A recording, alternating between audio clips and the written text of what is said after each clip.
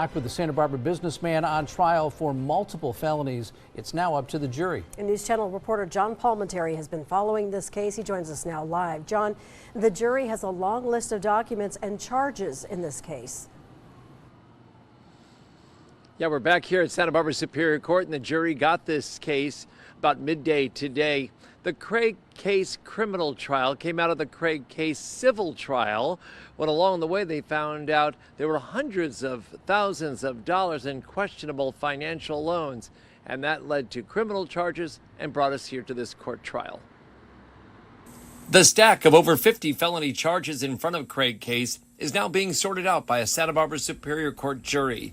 They include theft from an elder, conspiracy to commit theft from an elder, grand theft, forgery, and other allegations related to a concealed weapons permit the district attorney's office says was altered to look current and approved. Case owned a private investigation and security firm, but also appeared on his own variety pack of TV shows about food, wine, cooking, and destinations.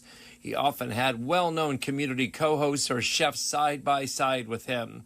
In closing arguments, the prosecutor reminded the jury of the evidence presented, including $690,000 in checks written to Case as short-term loans by Nancy Cogliser. She had the power of attorney for a wealthy Montecito woman, Constance McCormick Fearing, who has since passed away. Cogliser said Case would give her attention she had nowhere else after her mother passed away. She also admitted an alcohol problem, which may have contributed to her willingness to write over 100 loan checks to Case. In his defense, Craig Case's attorney said this was all about the loan, which he said was not a crime, and that'll be one of the key issues the jury will be deliberating until they reach a verdict. The money written to Case in the form of checks never came with any repayment terms. Along the way, Case, who had done some work for the Fearing estate in the past, was paid in these current checks with notes saying it was for security services, but that work was never done. It's unknown if the loan money was to pay for the production costs and airtime for the food and wine shows. None of the loan money was ever paid back, and none of it was used by Cogliser, who has pled guilty for her role in the alleged conspiracy. She'll be sentenced at a later date. Case has been held in jail since July 2023.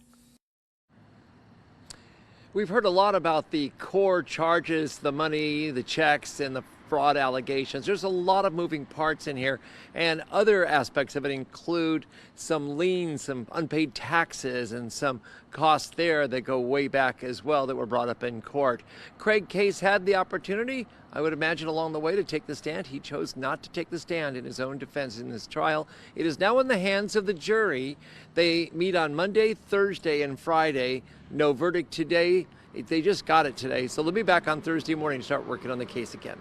Reporting live outside of Santa Barbara Superior Court, I'm News Channel reporter John Palmentary.